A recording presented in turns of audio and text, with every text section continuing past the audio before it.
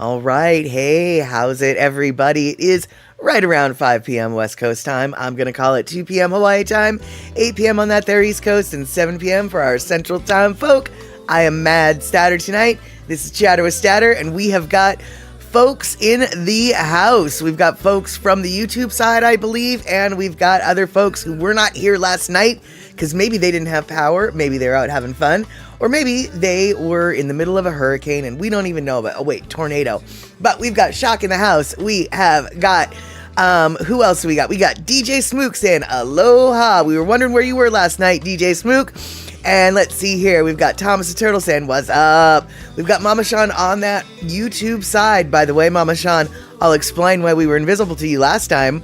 And let's see here. Come in with Katie and Terry soon, says Thomas the Turtle. And lo and behold, Terry in Scotland shows up with Katie. And let's see here. Might have even been with DJ too, but who knows? Because DJ Smook 808 was already here. Darlene saying aloha to me. And then we've got E-Music saying aloha to everybody. We got Rick in the house. We have got, let's see here, who else we got? We've got Rick shouting out Lono. Lono is who you're listening to in the background. We have got, all right, the usual faces, the usual peoples. Mama Sean saying how's it to DJ Smook. And let's see here, scrolling down the street. Here we go. All right, we are at the end of the little list. Okay, Mama Sean, so glad you could join us now. You were missing last Wednesday, and that was my fault. And once we get the party started, I'll explain what happened. All right then. Hey, Trail Dust coming in on that their YouTube side as well. All right, you YouTubers, we're getting the party started, and then I'll explain to you why you were left out last Wednesday. Yeah, it was my fault. All right, let's do it.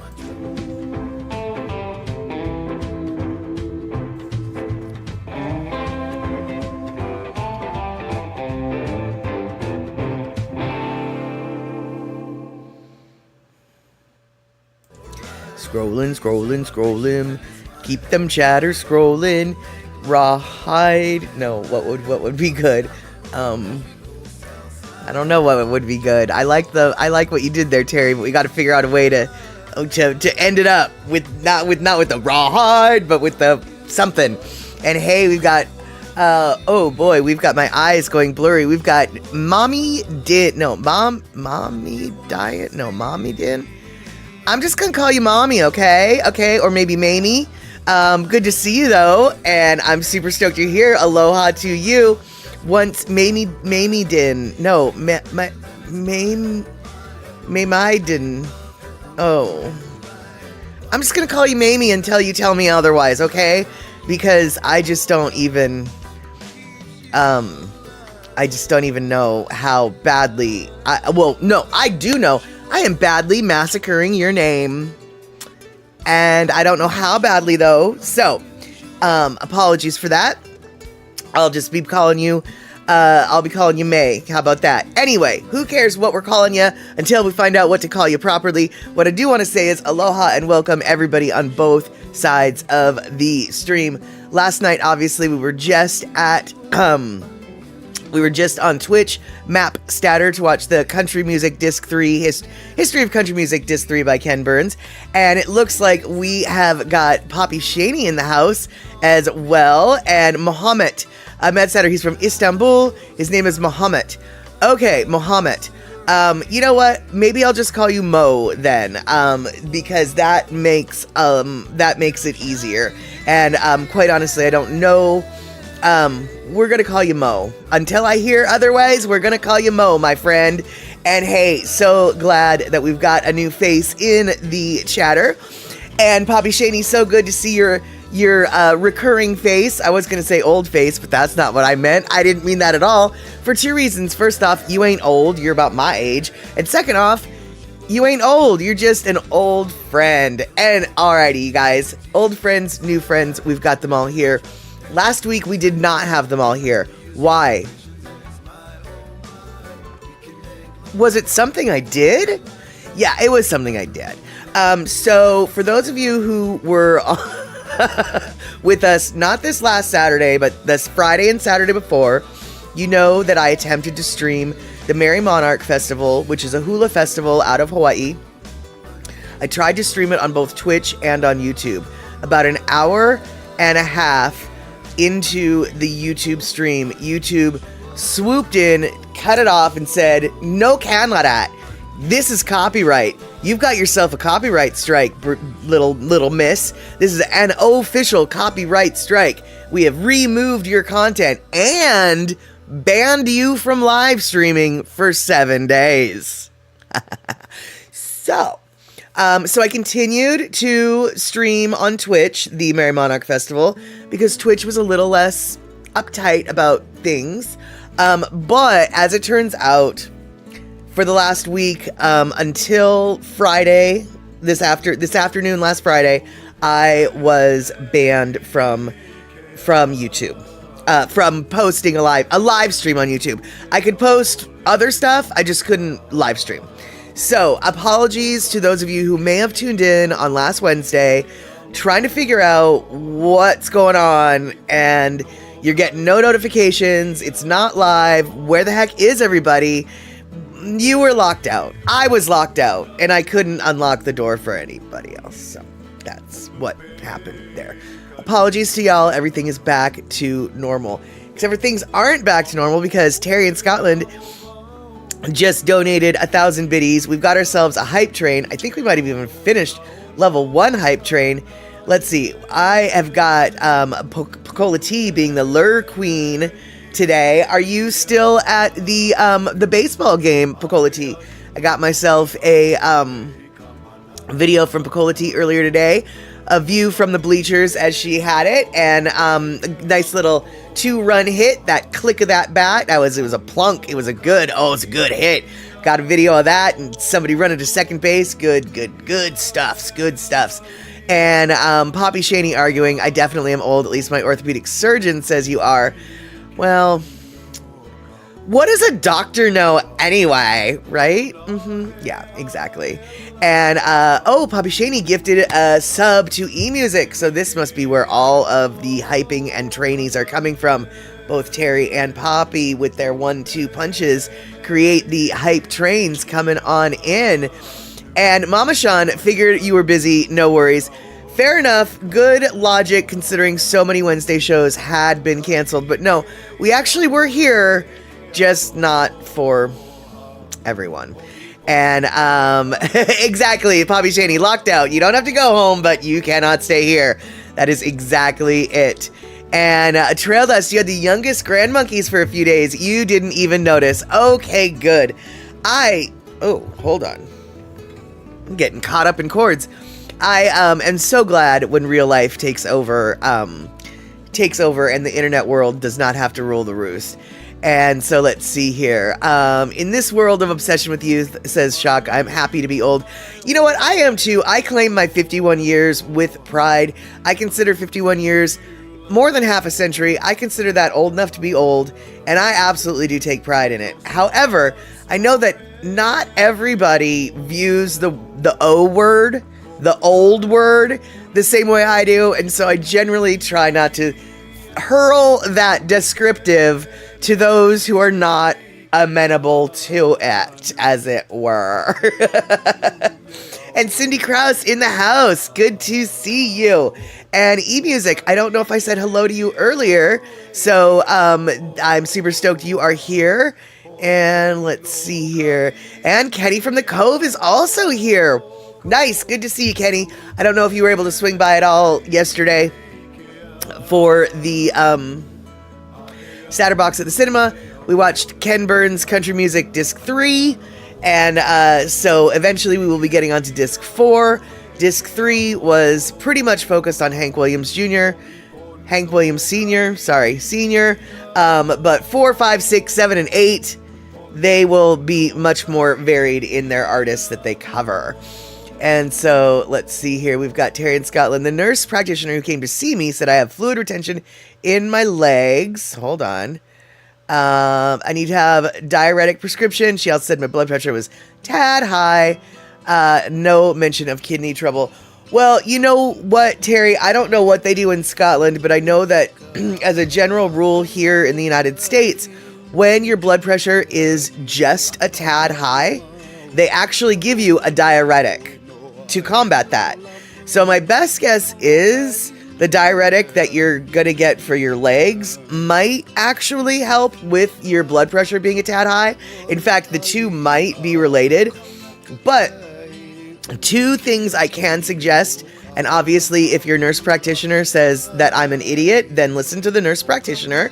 But my best guess is a good pair of stretchy socks that are like compression socks, but not too compression that, you know, they give you sores on your legs, because some of those compression socks are a little too intense. Good pair of compression socks, but also getting up and walking around a little bit, because you, my friend, are the ruler of the internet world. You are a gamer beyond gamer, and you might have to take a stretch every once in a while. Get those Sea of Thieves sea legs walking around on land a little bit. And that's what I have to say about that. So, let's see here. It looks like, wait, is Devin in the house? I didn't see Devin come in. And let's see here. And Trail Dust bragging about, okay, hold on, wait. I gotta roll up. So many things are happening. Devin is here. I did not see that. And, let's see here. Now I have to go scroll down. And then, Kenny from the Cove, you were out of town celebrating your birthday. Wasn't really thinking about online stuff. That is exactly the answer I wanted to hear. Perfect. Happy birthday. I hope you're bragging about being old like we are. And let's see here. The kids at work, says Trail Dust, thinks that they tell you that you're totally rocking the crazy old guy thing. I think it's a worthy goal. I absolutely think it is a worthy goal. And let's see here. eMusic bragging, I made pinto beans from scratch and I heated broccoli with lots of cheese. I have broccoli in my house. I have cheese in my house. I might have an idea for what I'm gonna have for dinner. And let's see here, speaking of dinners, y'all, if you need an idea of what it is you want to have for dinner, you can check out HelloFresh. I don't have my coupon up. Let's see, there's my coupon code. There's my link. If you guys want to not worry about what it is that you're eating for dinner, you want to go in and grab a bag of ingredients for a full meal in your fridge, and it'll be ready in less than an hour. Really more like 35 minutes. HelloFresh is exactly what you want to do. Click on that link, or don't click on that link. Just copy and paste that link. Click on that link. Yeah, the link that's below here, or the link that's in the chat boxes, wherever your chat box is, and use that coupon code. You'll get a free protein item, etc., etc. Today, we are not going to have much HelloFresh content, because I've got other stuff that we're going to be talking about. But next Wednesday, I've got a couple more HelloFresh meals that I will be showing you. And Puppy Shani, thank you so much for gifting that sub to Devin. And let's see here. And Terry in Scotland explaining to Mama Sean that you don't get too much sodium. The supermarkets over here are cutting way back on salt. It's good. And let's see here. Poppy Shaney getting to know that Shock has a new visitor in her house. And it's a permanent visitor. He's not a visitor. He's going to live there forever. And, but he doesn't have a name yet. He's an orange and white kitten. And I know that Shock is not asking us to do what I did with Leo. Leo, by the way, has been spending the night on my towels. So, Mr. Orange and White Kitty kind of needs a name, apparently, still. They're calling him Mr. Chipper. Personally, he's a white kitty with a lot of orange on him. I think he's Mr. Potato Chipper, the barbecue beast. Because the orange sprinkles on him is like this barbecue flavoring. So I submit to the powers that be that he's Mr. Potato Chipper, the barbecue beast. That is his full name. You can just call him Mr. Chipper, but I suggest Mr. Potato Chipper the Barbecue Beast. Does anybody else have any name suggestions for the kitten? That's right, Shock did not ask for name suggestions. I did. But that's okay. She can ignore them all she wants. I still want to get all of the ideas out here. Mr. Creamsicle. Kenny, I've already called him Creamsicle, and I totally agree. Mr. Potato Chipper, the Barbecue Beast, with creamsicles for dessert. That's his full name. And Shock, you call him Mr. Critter or Noodle, occasionally Opihi. Opihi's a cute name, and Noodle's a given. Because let me just tell you right now, I can already tell you. Oh, or just the Barbecue Beast, says Darlene. That's true. We could just call him we could call him Mr. Beast, although that's an online YouTube creator, so maybe let's not do that. Mr. Barbecue Beast. His Royal Highness Velcro, second of his name. Right, there we go. But I'll tell you right now, your little kitty, because I've seen more than a couple pictures of him. He is a noodle. He's one of those floppy noodle cats. And that is totally orange kitty behavior. He reminds me, the pictures that you show me of him reminds me so much of my orange kitty Whiskey. He's going to be a long, lean drink of water. He's going to always be skinny, and he's always going to be floppy. And I just love that. I just already can tell by looking at him that Mr. Potato Chipper, the Barbecue Beast, is just a flopper. Now, Mr. Potato Chipper, the Barbecue Beast, is a beastie, and some of us refer to him as Marvin. Mr. Marvin Potato Chipper, the Barbecue Beast. There you go. We've got some good we've got some good names here. And Pasta, or maybe Pasta Kitty. True, because he is a pastafarian. He's just nothing but a noodle hanging out there. Pasta's a good one. And actually, you could call him Mr. Spaghettis because he's a white noodle with spaghetti sauce. Because he's got orange sauce on him. He's got spaghetti sauce. And then we've got another kitty here. She's not a noodle. She's just a crazy girl. And her name is Ashes. And let's see here. He's invasive. All right, so let's see here. Invasive noodles. What are invasive noodles? I wonder what an invasive noodle is. What we could call him. We could call him Kudzu. And let's see here. He's a cuddle for sure, says Darlene. He loves to sleep on top of Shock, his favorite place. Absolutely, absolutely. And Terry in Scotland found out today that there's a girl in Austin who has streamed. Wow, Terry, you found out today that there's a girl in Austin who's streamed 24/7 over 3 years. She never shuts down. Wow. I mean, I guess, I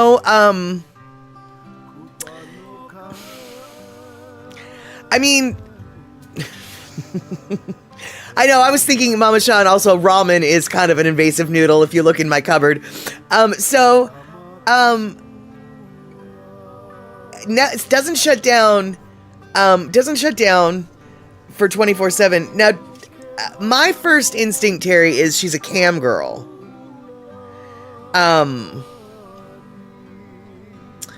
Like what is her content? Because seriously, like back when the internet first started and you could stream, like that was a thing. People subscribed to the 24/7 feeds of the hot co-eds living in their apartment where you just get to watch the girls, whatever. Yeah, Jenny Cam or whatever, right? So I can't help but wonder, like, I mean, she's not the first one to do this. She might be the first one recently to do it not in that way. Wow, she's just, when she leaves her desk, she switches to her phone. She's just straight chat for the most part. She plays games occasionally.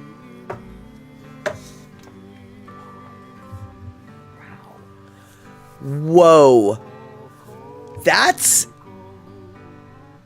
I don't know if that's impressive or disturbing. Wow, that's crazy is what that is. And I don't mean crazy in like a psychotic way. I just mean like, whoa, dude, no way. Wow.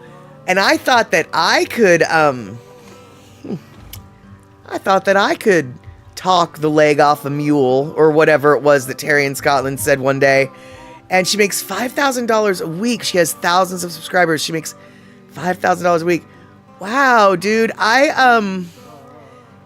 Yeah, Kenny, it is impressively disturbing.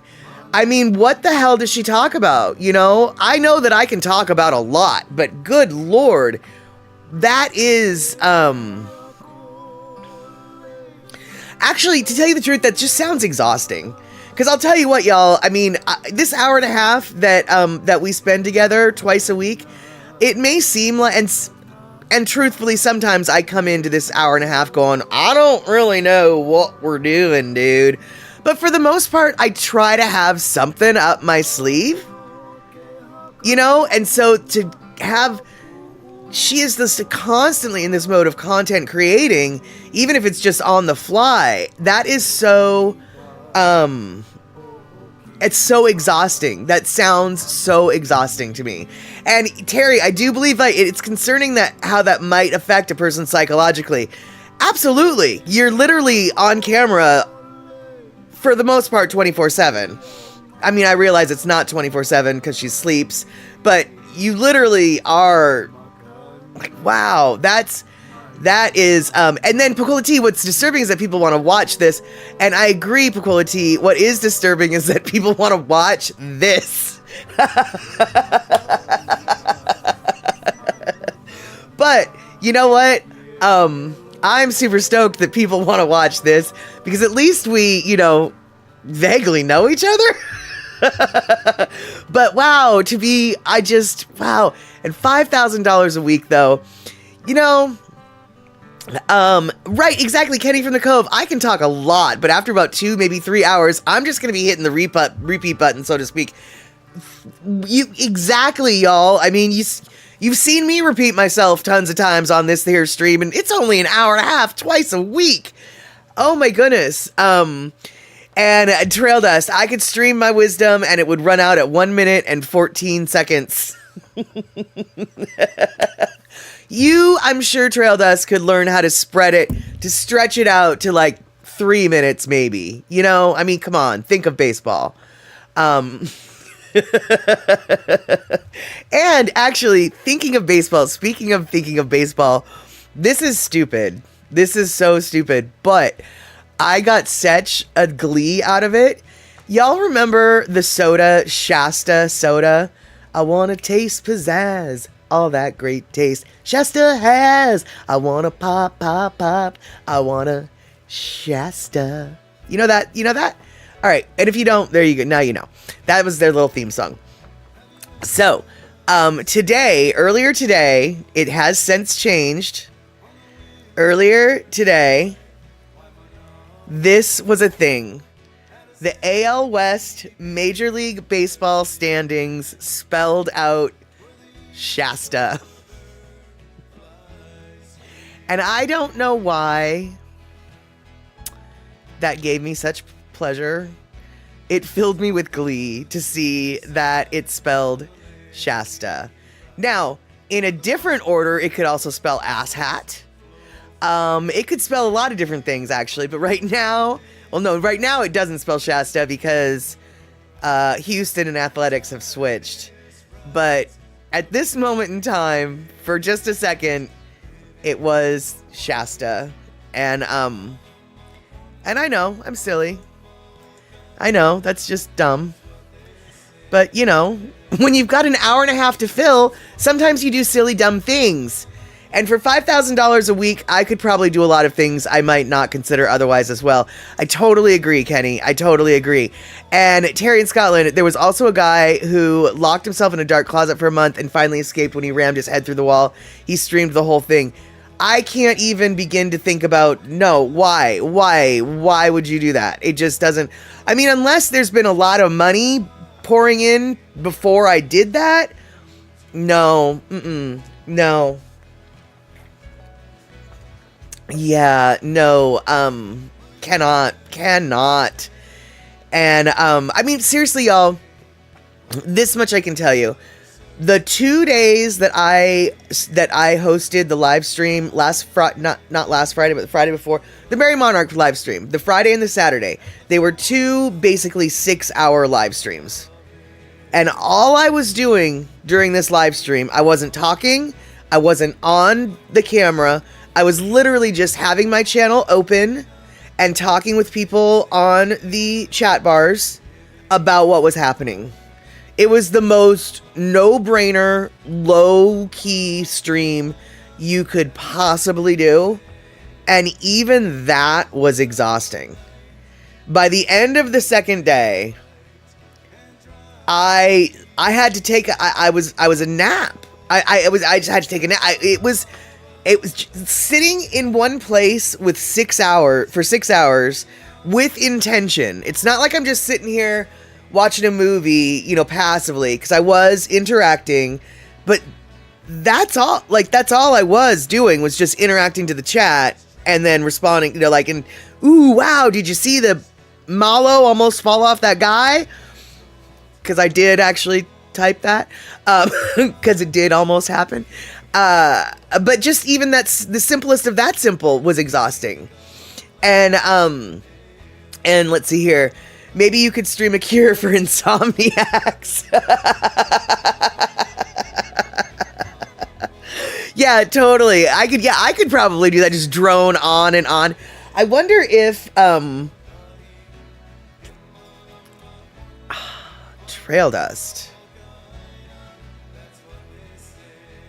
Dust, you actually have given me an idea. I wonder if there is some sort of Insomniacs channel where you can, where people can, like, I wonder if there's like a channel for what if I were to start a stream? I'm not going to do this, y'all, but what if I were to start a stream for Insomniacs where it's just me droning on, or whoever droning on, like, user agreements, warranties, the ingredients to your shampoo bottle, warnings for medication. Like, for instance, what if I were to just, it's like, important information for bank deposit accounts, how to contact us. You may call us at the telephone number listed on the front of this statement. Updating your contact information. We encourage you to keep your contact information up to date. This includes address, email, and phone number. If your information has changed, the easiest way to update it is by visiting the Help and Support tab of online banking. Deposit agreement. When you open your account, you will receive a deposit agreement and a fee schedule. Just something that is just like so boring. I mean, so boring. That you actually just fall asleep to the Bank of America deposit agreement or whatever. Right, exactly, Rick. Reading user agreements might be the sleep remedy of all time. That's why, I can't help but wonder, is there, right, the tax laws and regulations, and, or something, right? I wonder, almost everything has been done on the internet, so like, somebody has to have done this yet. This can't be the first that, did we just think of something that no one else has thought of? Darlene, and why would anybody waste their time watching and listening to all that? Best question ever, but there is so much content on the internet that lends to that question to begin with. And if nothing else, the reason for why here is a little bit more clear. It's to put you to sleep. It's to make you just go, oh my God. At least there'd be a reason for this insane content. I might have to run with this for a minute. But Insomniac Stream makes me think of Energy Vampire in What Would We Do in the Dark? Yes. And Shock, a true insomniac, true. You would be our test, you would be our control group, Shock. If it puts Shock to sleep, we know it's high potent stuff, but if it doesn't, then it might not be that.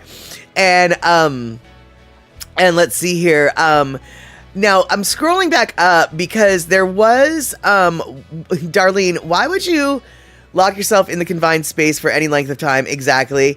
And then also somebody brought up the whole, where did he go? Like, yeah, Darlene or Cindy, I was wondering this myself. Like, was there a potty in his closet? And, you know, like water? Like, how did that guy who locked himself in the closet deal with the realities of being a living entity on a day-to-day basis? And we'll just leave that like that. And trail dust, a bowl of goldfish, actually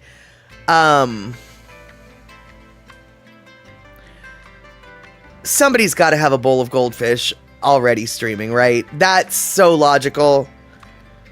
That is so logical. And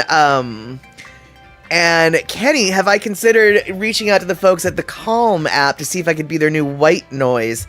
First off, I didn't know there was a Calm app, but yeah, if they want me reading like the most boring stuff in the world, I will happily. I've got a mic. I've got a vocal studio, or a little portable, not vocal, but I guess vocal studio, a little portable thing. I totally could do that. I absolutely, if they, for even less than $5,000 a week, I would do that. Shoot, I would do that for probably $100 a week. And yes, there are streams for cats that show birds around a feeder, and aquarium streams as well. Right. Okay. So the aquarium stream, yeah, that's been done. Just like the fireplace television show, the burning fire, of the TV. That they usually show like on Christmas or whatever, when the stations have nothing else to show. They just show the Yule log burning. And Calm has a bunch of various sound recordings to help folks fall asleep. Yeah, we used to, when I worked at the record store, we had a lot of tapes with like thunderstorms and whale noises, and I never understood the whale noises. It was like, I don't really understand why people fall asleep to that, but okay. And, yeah, Darlene, for me, no stimulation, dark, quiet, my cup of tea, a comfy bed. I'm simple like that. Absolutely. I don't want a radio on. I don't want a TV on. All the lights must be off. The room must be cool. My blanket must be heavy. My pillow must be fluffed. But other than that, I will be fine. But I do not understand people who have to go to sleep with a fan on, have to go to sleep with the TV on. I can't, actually. I cannot. I'm not really like a picky person when it comes to choosing my life mate. Despite the fact that I don't have a life mate, you would think I'm like picky. But one of the things that is pretty much non-negotiable, if I were to share my bedroom with someone on a night-to-night basis, they would have to be the type of person who didn't sleep with the fan on, didn't sleep with the TV on, didn't sleep with the light on, didn't sleep with the radio on. Silence and black. As dark could be. I will give an exception for the fan during super hot summer nights. Sometimes the fan has to be dealt with, and I hate that noise, but I'll deal with it if it keeps me from being uncomfortably hot. But other than that, no. And yeah, Terry, lots of people, I've heard of the white noise machines, but white noise machines are just like a fan. And so I don't like the fan noise. And Kenny has a friend who goes to sleep listening to a metronome. See, I couldn't do that either because I remember having the hardest times falling asleep at my grandparents' house because I'd have to sleep in the living room, and they had their stupid grandmother's clock or grandfather clock that you could hear it ticking which is, excuse me, basically a metronome. Yeah, no, I couldn't do that. I couldn't do that either. It's comfy cuddling up to someone, but not during hot summer nights, says Darlene. Right, there you go. Falling asleep with the TV on, that's why TVs have timers built in. Yes, but see, I can't do that. And Shock, I've used earplugs before. I used to live, I will if I have to, but it's my, it's not my favorite sensation to have to fall asleep to. But I did, have to when I was after college. I lived in an apartment that was right above a veterinarian's office, and some nights they would be housing dogs. Well, I mean, every night they would be housing animals at the office below my apartment. But some nights the dogs that were being housed were not happy dogs. And in fact, there was one particular dog who I recognized after a while, and I think that their people, like, boarded them there maybe, like, once a month, because it was a very regular overnight fiesta for that dog. And I would have to wear earplugs, because they were just barking and yelping and crying the whole flippin' night. And eventually earplugs were the only option. Let's see here. Nope, the tick-tick-tock, can't, ticking sounds, nope. Darlene, I'm glad to know that, that you were like that. Pocola T, your sleep has improved considerably since you started using eye shades a few months ago. Yeah, it is amazing how doing total blackout really can help. It's just having the sensation of the shades on my face. I just, just like the sensation of the earplugs. Or I've been trying to, because it really helps, I've been trying to wear a bonnet on my head when I sleep to keep my hair, my curls nice and from getting frizzy. But the bonnet, it just, no, I can't. Trail Dust, on the other hand, lights on or off, TV on or off, bad statter on or off, I can fall asleep with it all. And you're a very lucky person there, Trail Dust. You are a very, very lucky person there. But let's see here. You use regular foam plugs and you trim them and clip them out because they're not so big. You have tiny ear holes. That's so cute. And Kenny, you find that uttering complete exhaustion is usually your fastest track to falling asleep. I wish I could say the same thing. But honestly, there comes a point where I'm overtired. Like, I'm so exhausted that I keep... Exactly. Yes, Shock, me too. I can be so tired that I can't fall asleep. I will be so tired that I'll be like, I keep waking myself up going, oh, I feel so comfortable and I'm so tired. Or I don't know what it is, but yeah, I have been so overly tired that falling asleep just wasn't even an option. I toss and turn and stay awake. It's so frustrating. It makes no sense, but I'm so glad that that Shock has the same makes no sense experience that I have. But you know what does make sense? What makes sense is every 45 minutes into this live stream, we attempt to have a Lono listening break. And lo and behold, we have hit, even though this topic is all about snoozlin', we've managed to snooze through the first 45 minutes of this stream, which means it is time for Lono listening break. I don't remember what song I chose for this Lono listening break, so let's find out together just what song we're listening to. Yeah, there you go.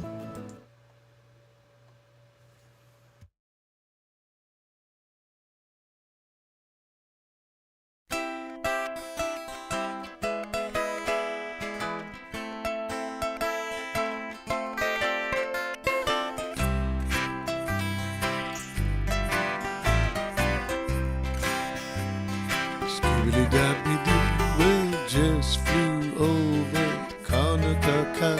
See the huma huma nuka nuka waving goodbye. Turn around, take me home. We got the mangoes, papayas, coconut trees. I wanna lay in the Hawaiian breeze, Molokai. Take me home, let's dance.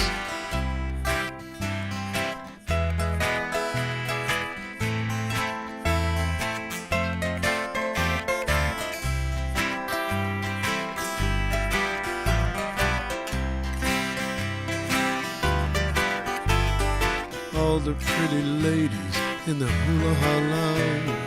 All the signs read, Aolela Uahiki no. Take me home. When that wind starts a blowing, you can walk right in, seaside and Iliaki, Normandy Costa, Lili Ue, start dancing with the hula girls swaying. Walk on the wharf, take me home. Skiddly zippa zabba zizap, jibaze, bazoo bazoo, zizabaze, that's Amazing zing. Take me home. That one.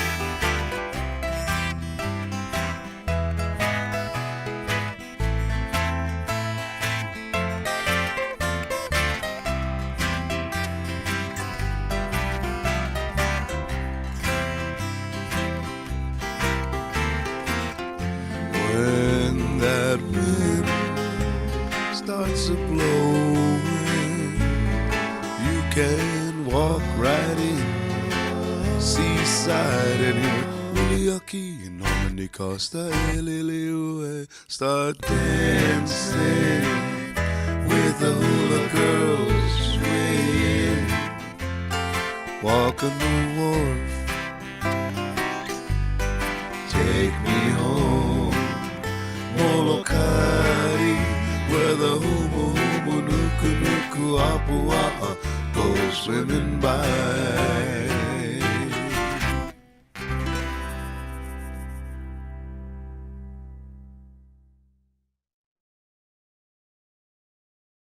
If you enjoy what you heard, check us out at www.lonomusic.com. Aloha. All right, that's a little bit of a different kind of Lono video. Normally we've just got Lono from Lono's YouTube page doing the Lono listening breaks, but this time I thought I would grab from Molokai Matt's YouTube page. Excuse me. For those of you who don't know, Molokai Matt is a video producer, video editor from Molokai, and he has a movie that we've watched on Satterbox at the cinema called Sons of Halava. Great movie. And he's got a bunch of different documentaries about Molokai, and he's also made quite a few videos for Lono. That one, Puli'o'o, another one that I can't remember, so I'm not going to tell you. But basically, if you are interested in learning about Molokai, definitely check out Molokai Matt's YouTube channel or his Quasi Films page, webpage. He, if you want to learn all about the water distribution system for the island of Molokai, he has a fascinating documentary all about it. I am a very boring person at times, and I admit that this is one of those times, but honestly, the documentary about the water on Molokai I found to be quite fascinating. And let's see here. Cindy Krause, I've been sleeping on a sailboat tied to that Kaunakakai wharf and woke up to a horn and a huge freighter heading right towards us. Oh no. Yeah, that's not good, but not at all surprised that a huge freighter was heading up towards that wharf, because basically once a week is when everything on the island gets delivered to the island on a big old freighter. Although you would think that there'd be some sort of like cone or warning to, I realize that on docks and wharfs, they don't necessarily use cones to say like reserved parking. But gosh, you would think that that there'd be some sort of notification like, don't park here if you're gonna, don't park here. This is going to be used by a very big boat. If you're a sailboat, don't park here. And I realize it's not called parking. It's called docking, I guess. Whatever. And I guess there is some air freight as well, but the vast majority is, from what I understand, if that weekly shipment on that ship doesn't happen, the island is not in a happy case for that week. It's definitely, the supplies run short. So, yeah, the wharf is not that small. So I do wonder if she must have been at like the very end of it or something. Yeah, because, yeah, I don't know where the big freighters, park on that wharf, but the wharf is like, I think over a half a mile into the ocean. So, it's kind of a big deal. And, yeah, exactly. That freighter will flat mow you down. But the other that I had, Great Time of Molokai, fresh bread from the bakery. Yeah, although, so I gotta say, I'm so confused about Molokai hot bread. I'm so confused about. So is Molokai hot bread basically just a loaf of white bread that has been cut in half lengthways, and then a bunch of creamy stuff put in it, so then it's like a sandwich, a loaf sandwich? I just don't. Okay, so eMusic, no. Okay, what is it? Because every time I've seen it online and seen it in person, it just looks like it's a big old white loaf of bread that's been sliced, and then goop is in it. And so Shock bragging that she's almost out of the guava butter we got at the Saturday market. So it's just a loaf of bread. Well, so you can just get the plain loaf of bread then, is what I'm hearing. Because they've got different flavors of Molokai hot bread. Like they've got strawberry cream, and they've got ube, and they've got all sorts of stuff. And so back then they made white bread back then. Then they made white bread back then. The smell on the wharf was amazing. Well, I think that the Molokai hot bread that they still sell is still white. And so you ate it however you like, says eMusic. Yeah, but they sell the I don't know about back in the day, but I know now, these days, they sell flavors of Molokai hot bread with stuff in it.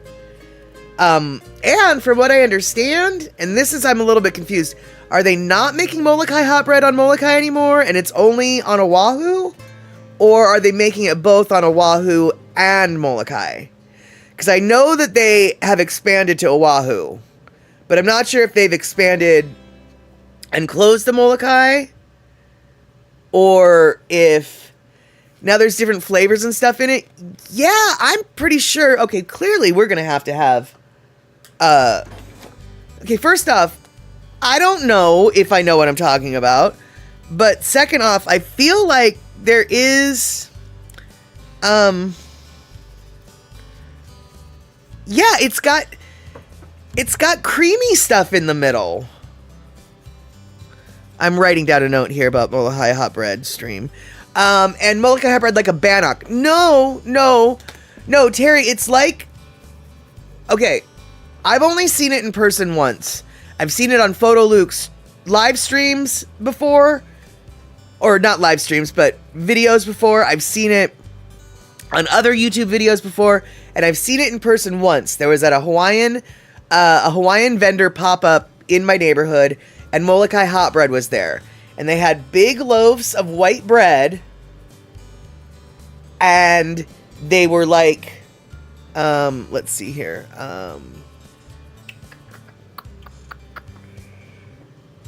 Okay. So if this was a loaf of bread, normally when you slice bread, you would slice bread this way, right? To make sandwiches. But the Molokai hot bread that I've seen, they slice it this way.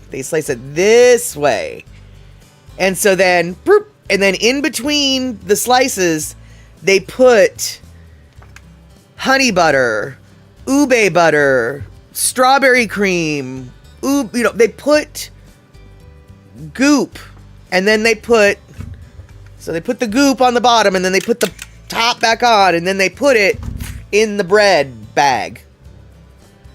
That's what I'm talking about.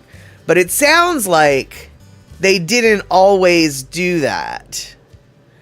And Cindy says, I think they're doing both. I think the townfolk would revolt if no more bread.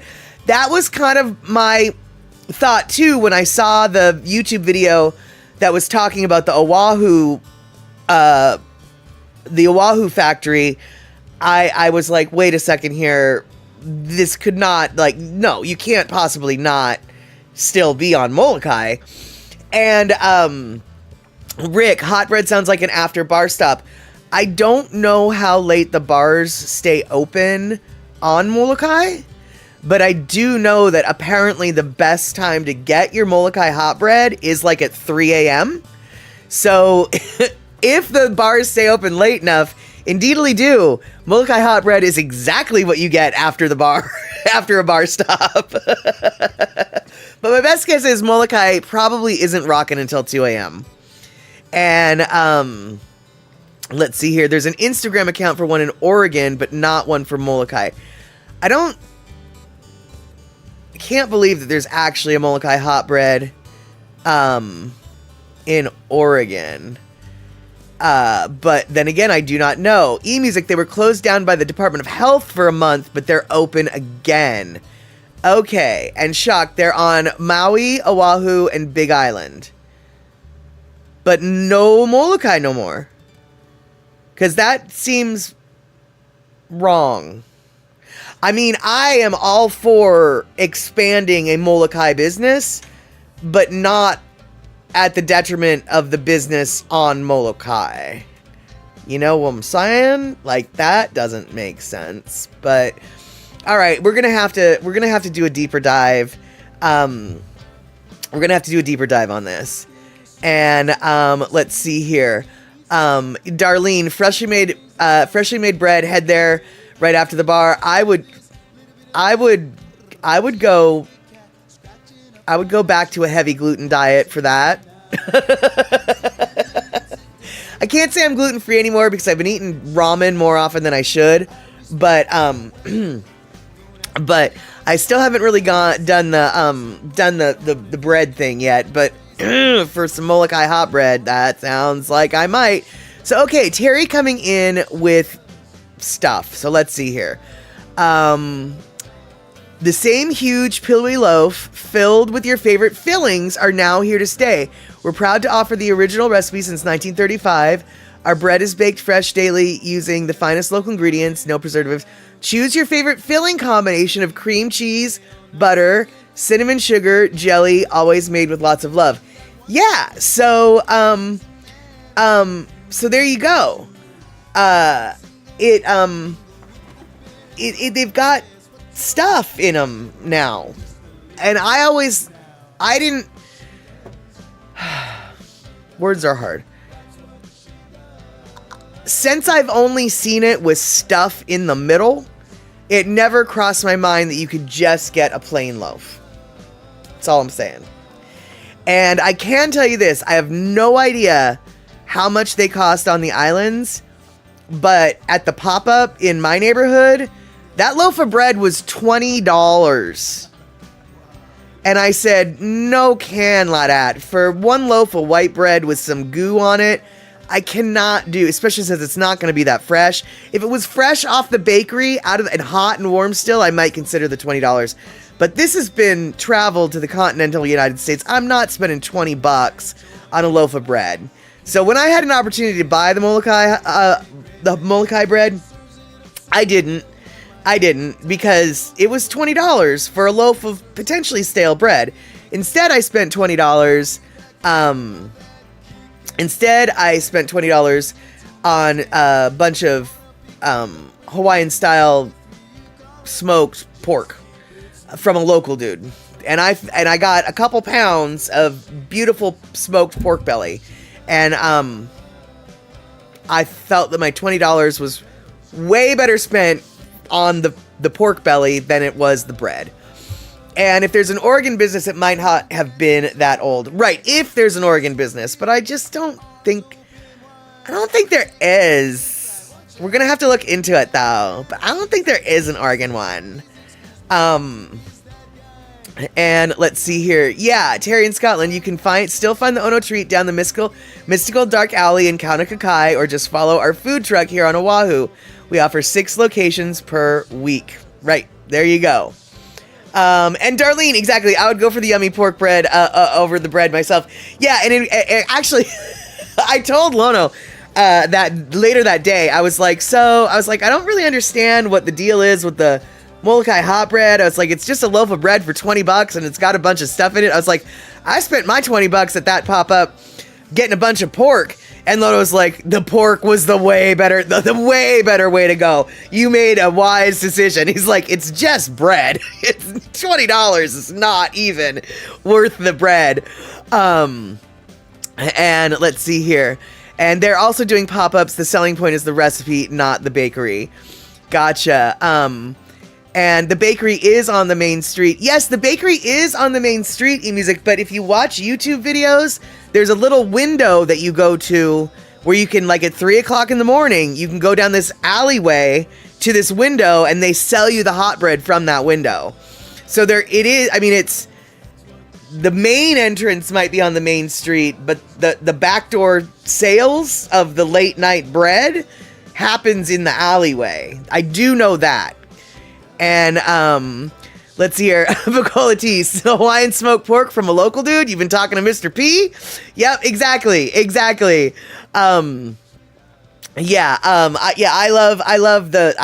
definitely preferred the pork over the bread, but I choose meat over bread almost every day because, well, I do love bread, don't get me wrong, but meat's better.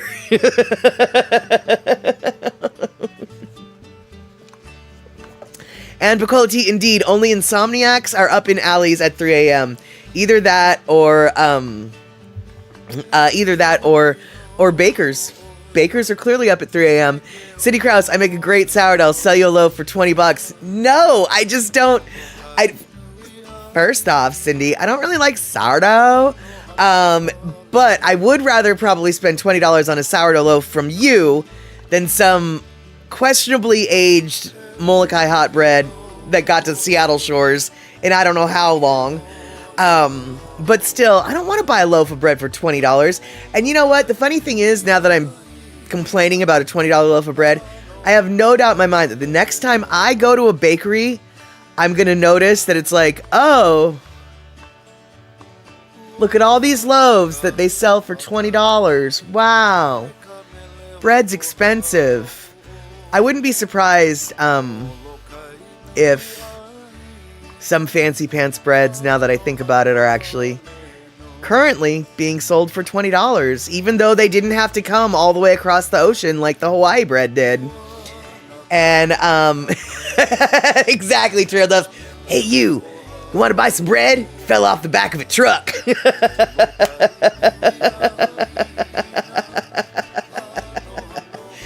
Bacola Tea, wait, are you really Pacific Northwest, dude, if you don't like sourdough? First off, I am from the Pacific Northwest, not San Francisco. If I was from the Bay Area or San Francisco, your question would be valid, Bacola Tea, but I see nothing other than the gold rush in common with Pacific Northwest and sourdough bread. Shut up. Okay, you bring up good points. No, I'm not a Pacific Northwesterner, I guess, because I don't like the sourdoughs. I don't like the sourdoughs. I don't like the sourdoughs.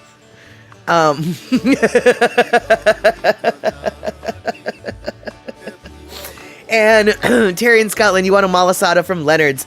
Malasadas are pretty good. I don't know if Leonard's makes them necessarily any better than other malasadas. I've had Leonard's, they're good, but you can get malasadas up here in the Seattle area, and they kind of taste just like Leonard's is. So, you know. And Cindy Krause, I'm crazy because I spent $20 to mail your niece's sourdough cinnamon red raisin bread. Well, yeah, that's exactly. Sending stuff through the mail is going to be, especially if you want it to get there somewhat fresh. you're gonna, pay the extra to get it there quick. And so yeah, and so I guess it would be worth it. But anyway, and Picola tea, crazy. Next crazy thing I'm gonna say is I don't eat salmon. Well, now Picola tea, I think you know what I'm about to say. I don't eat all salmon. Atlantic salmon can just go away. Atlantic salmon, as far as I'm concerned, isn't even real salmon. I understand it's real salmon, but not to me. So no, technically, I don't eat some kinds of salmon. But the type of salmon I don't eat, a lot of people from the Pacific Northwest don't eat that either. So, exactly, Quilty, I'm a salmon snob. So, yeah, you and I both. It's just like, not only do I not eat Atlantic salmon, even if it's wild caught, it's still Atlantic. I do have preferences to my particular salmon likes over here on the West Coast. I do actually prefer a silver salmon to a sockeye. And I know that sockeye, is supposedly better, but I actually just don't like it. And there's fresh salmon in the Great Lakes. Now, eMusic, when you say that they're in the Great Lakes, do they ever, and I know that they put the salmon in the Great Lakes, so I'm not arguing that. But the salmon that's in there, do those salmon go out to the ocean and then come back the way our salmon do? Or are those salmon just strictly in the lake their entire lives? And I'm asking this for a reason. Because if they stay in the lake their entire lives, they're technically kokanee, which is a different style of salmon. The way trout, the way some trout are only freshwater, but some trout then do go to the saltwater and then come back, those are known as steelhead. And steelhead aren't technically salmon, even though they act like salmon, and sometimes it's called steelhead salmon. It's not. It's actually a trout that went to the ocean and came back. Well, there's a version of that that's the opposite for a salmon, which is a salmon that never went out to the ocean and only stayed in the lake. And that is called a kokanee. And eMusic, I've never followed a salmon. You know, that's about the most perfect answer that you could have given to my question ever. So, you bring up a good point. I'm going to have to look up, though, whether or not and actually, Rick, do you know? Because if Rick is still here, do you know? I know that Rick was the first person to let me know that that you have salmon in the Great Lakes, which I was very confused about. But I am curious, Rick, if you know about whether or not they, whether they migrate out to the salt and come back, or if they just stay. And Mr. P is impressed. Statter knows her fish. Well, yes, indeedly do, because steelhead, to me, if you're going to claim a fish is the best fish in the world, you better know what makes that fish. And I'll tell you right now, steelhead is the best fish in the world. Steelhead is the best fish in the world. It's like a combination of halibut and salmon, and it's just the most perfectness of perfect ever to be perfect. Yes, indeed. If you can get wild-caught steelhead, I encourage you to do so. And let's see here. They all stay in the freshwater, says Rick, so they are local salmon. Okay, yeah, so they're kokanee salmon.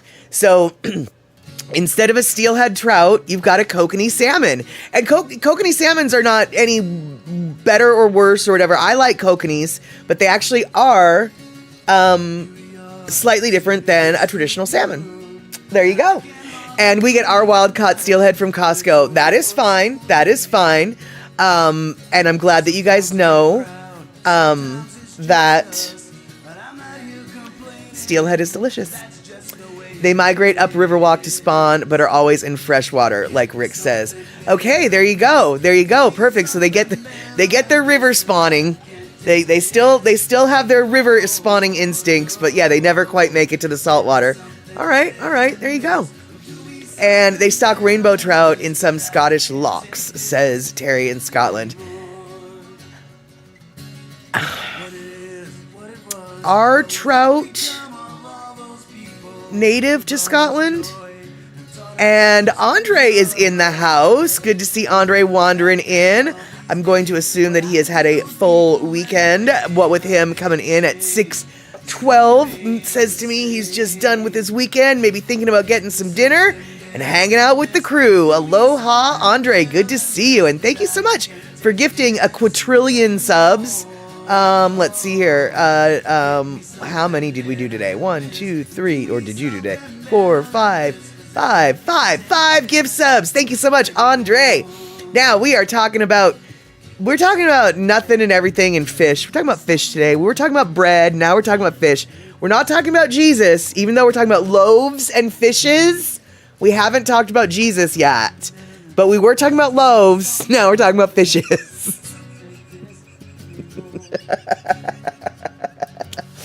And let's see here. Picola T, we have been known to pick up Copper River salmon in Costco in SeaTac and carry it home well wrapped in our luggage. That does not surprise me at all. But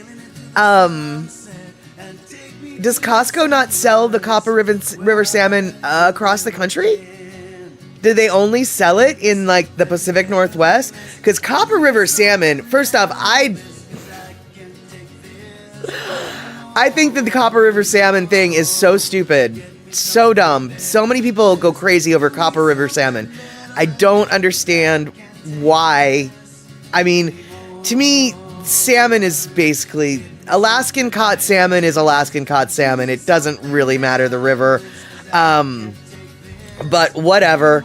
But people love the Copper River. Whoever branded Copper River salmon really, really needs a raise in their marketing job, because boy, has that label stuck. And loaf and fish sounds more like a fish sandwich than religious.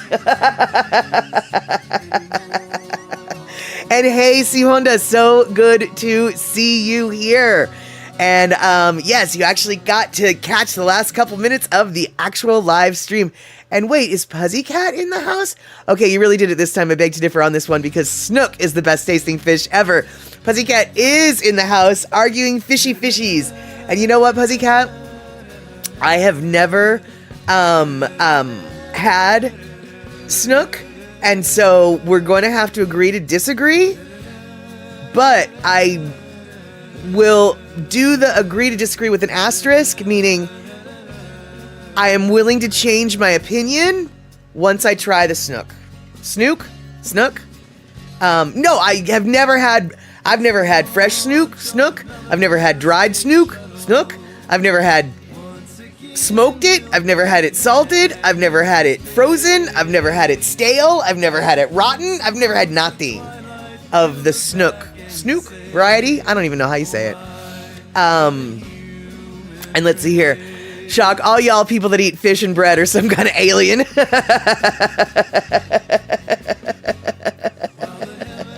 And oh hey, Verity Hunt is in the house. I did not see her. Is it good to have copper in your fish from the Copper River? No, I don't think so, Andre. In fact, I think that eating copper is bad for you. So I don't think that you should do that. And Verity coming in, it's Snook. Snook.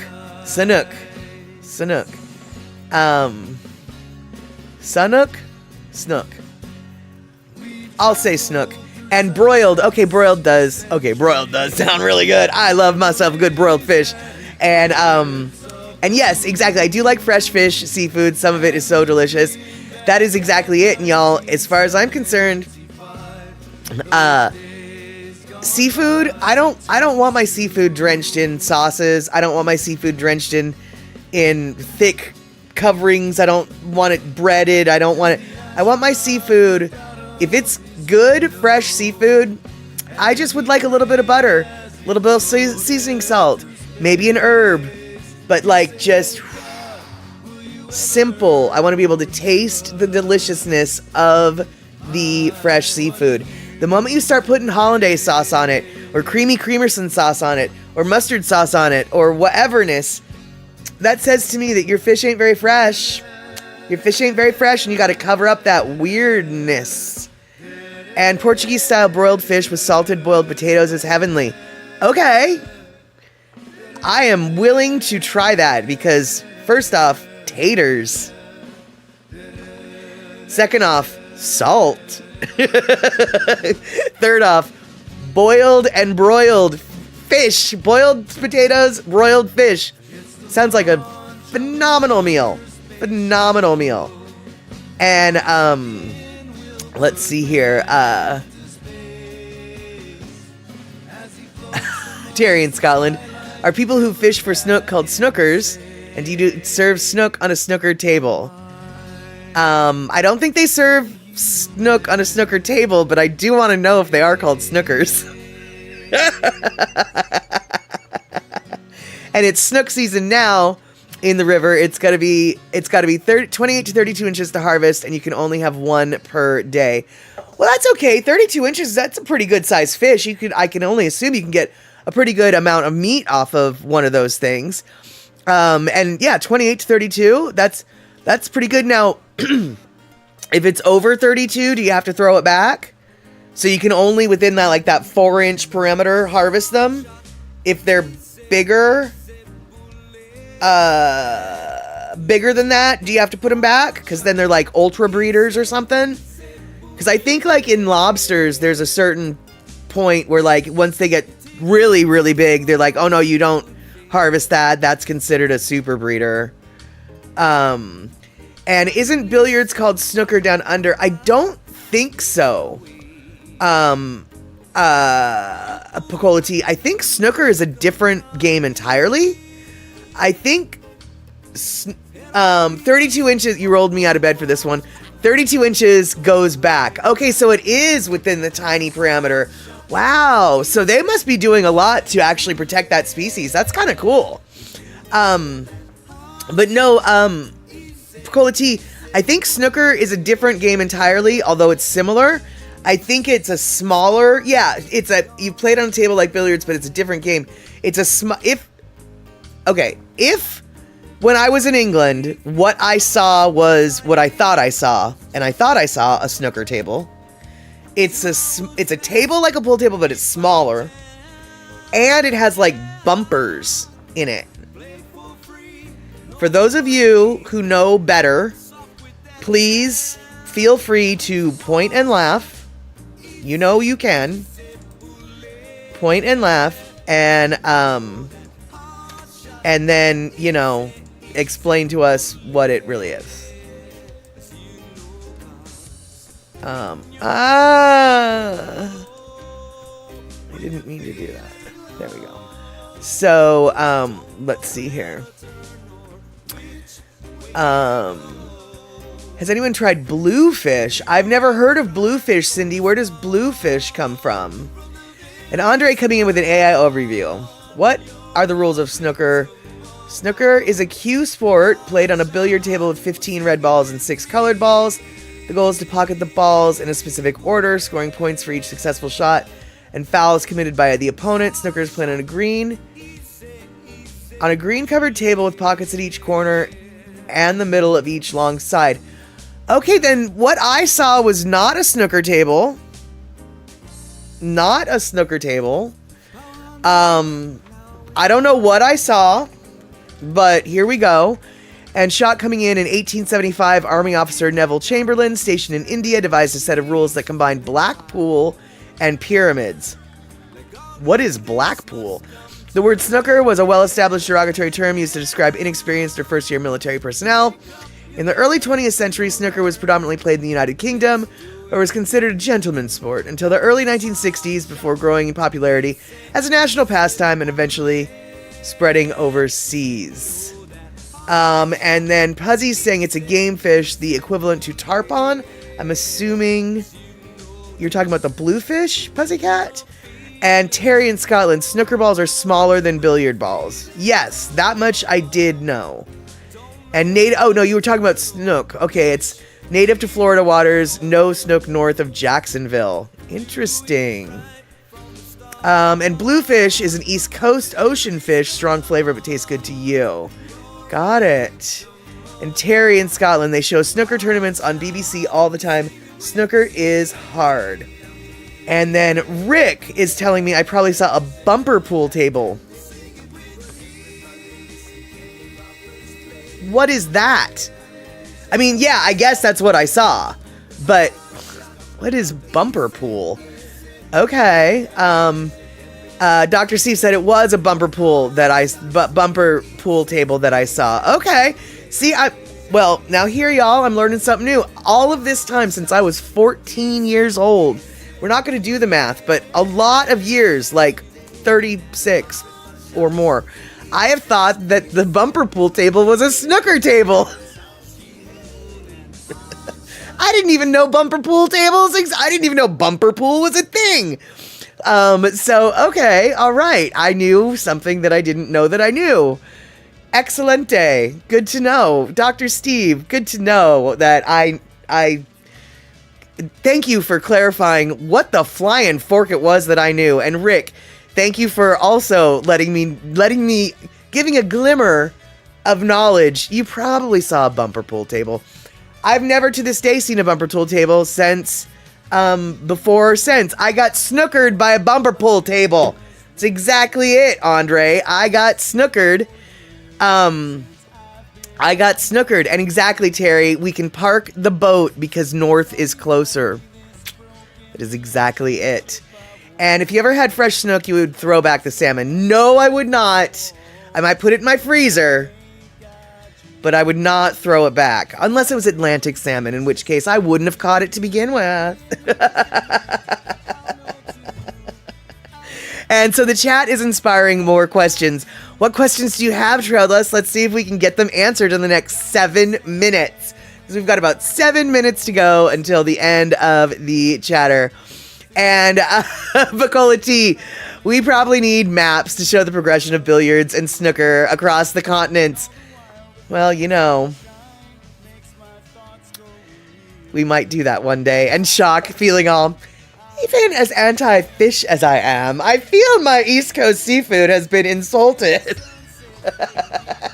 When it comes to salmon, yes, that insult was given and you have accepted it and taken it properly. Now, when it comes to bluefish or snook or other East Coast fish, I am not hurling insults in their direction. Just the salmons. Just the salmons. And Puzzycat, you have a good night, little snoozle. I will give Leo an ear scritch when I see him next, and I'm sure I'll be seeing him soon because I have been seeing him literally every single day for the last week. He's sleeping on my towels. He's coming in, asking for foods. He's hanging out by my back door, just acting like he owns the place. So I'm sure I will see him later today, and I will say that Puzzycat gives this ear scritch to you. Scritch, scritch, scritch. And Andre coming in with the absolute truth.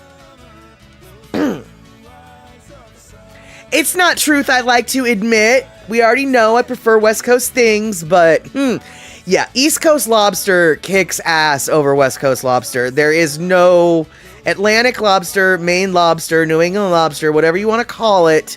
The kind of lobster you get in France, in England, in the North Atlantic. That is the superiorist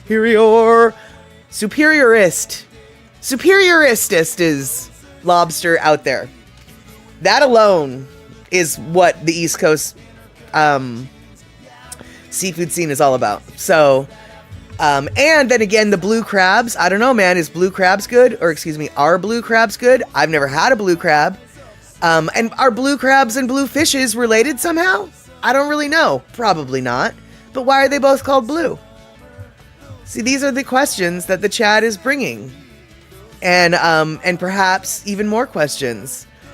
But yeah, exactly. Even Darlene, even a Midwestern Darlene knows East Coast lobster best. And Verity, we have rock lobster. I know, and I don't like rock. I don't like rock lobster. I don't like rock lobster. I don't like rock lobster.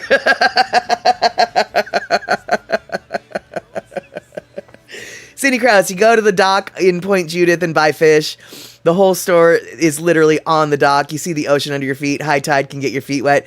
Nice. That is so perfect. That is exactly where you want to be buying your fish. And yeah, Andre, blue crabs are soft shelled so you can eat the shell, especially deep fried. Exactly. It seems like such the strangest thing to do. I don't think I've ever eaten one before. But Bacola T says, blue crabs are the sweetest. Dungeness are the meatiest. Stone crabs are sustainable. I don't know what stone crabs are, but I'll tell you right now. Jonah crabs, which have the biggest, meatiest looking lobster or claws, they taste like nothing. They're just gross. And we've got Felicia in the house saying, aloha, gang. Aloha, Felicia. Good to see you. We have spent most of the day talking about loaves and fishes, but not in a biblical sense. Just literally about bread and fish. So there you go. This is the bread and fish hour and a half. And you can only eat the stone crab claws, which regenerates. Oh, well, that totally makes sense why it's so sustainable. I mean, it kind of sucks, actually. But yeah, okay. Makes sense. Makes sense. The stone crab laughs a lot, though. And Picola T, the ultimate is king crab. Yeah, I will admit the Alaskan king crab is pretty phenomenal. And let's see here. Bluefish are nasty. You got to cut their throat and bleed them to eat them. Interesting. And Cindy, are you serious? The best crustacean you ever ate is a coconut crab?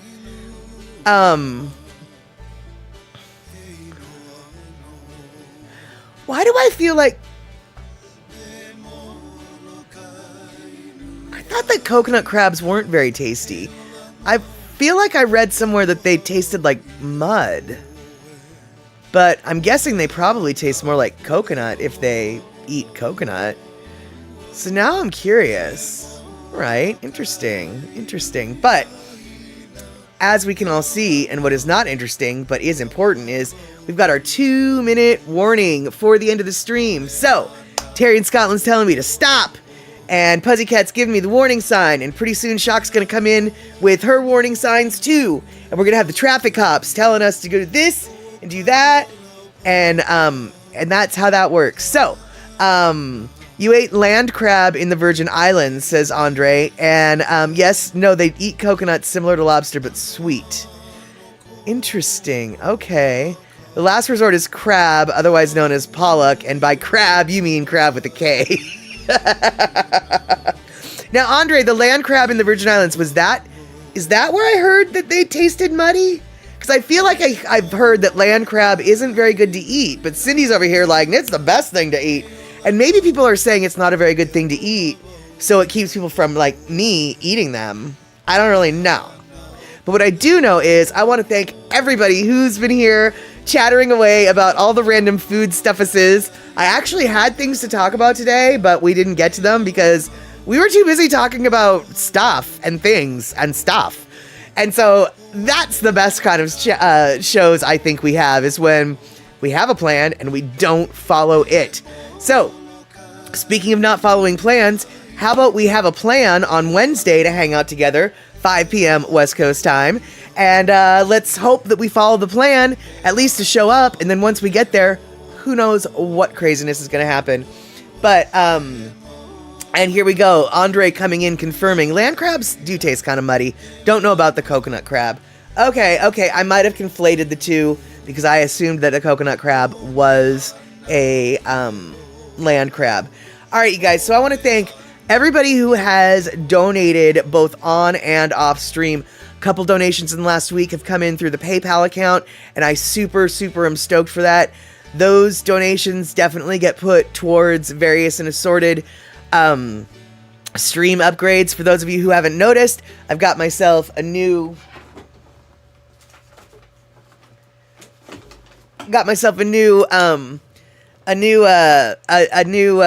microphone stand, And that donations like that help to pay for this new microphone stand. And I want to thank everybody who donated gift subs, who donated biddies, who resubbed their subs, and basically, I want to thank everybody who has shown up just to chitter chatter. And to answer Shock's question, did I get my data back off that hard drive? Not yet. I went on Thursday to pick up my hard drive, but the guy wasn't in the office, and the woman who was working there didn't know where my hard drive was. So I'm going to go back next week, and hopefully we will have all of the data that I lost on my hard drive will be restored. So I guess we can find out on Wednesday whether or not that's what we can come up. That's what we can do on Wednesday. Find out whether or not my data was restored. And if it was, we might revisit a couple old videos that were lost on that data. All right, there we go. Let's see here. Puzzycat saying they have a razor blade on their gills and can cut you off in an instant. Is that what the snook is? Because you were saying that the snooks all jump and fight like no other fish, a prized catch. Oh, okay, yeah, no wonder it is. That sounds awesome. You seem like somebody to go fishing with there, Mr. Puzzycat. Go fishing and cuddle kitties. All right, so let's see here. Oh, it looks like Mr. and Mrs. Aloha Friday are in here. Gosh, you guys, I missed you when you came in. Yes, you are. Aloha Statter and crew. Good to see you. Well, we're just saying goodbye now. We're 2 minutes past the goodbye time. Cindy Krause, so awesome to be able to see you. I know that you're so flippin' busy. It is a wonderful, lovely thing when you can come in onto the stream. In fact, for all of you, during these nice, summery, springy days, showing up to Chitter Chatter is the most complimentary thing that I could possibly have done with this stream. So enjoy the rest of your week. Enjoy the weather if it's good weather. Stay cozy if it's bad weather. We will see each other 5 p.m. West Coast time on Wednesday. Until then, take care, y'all. Have a good one.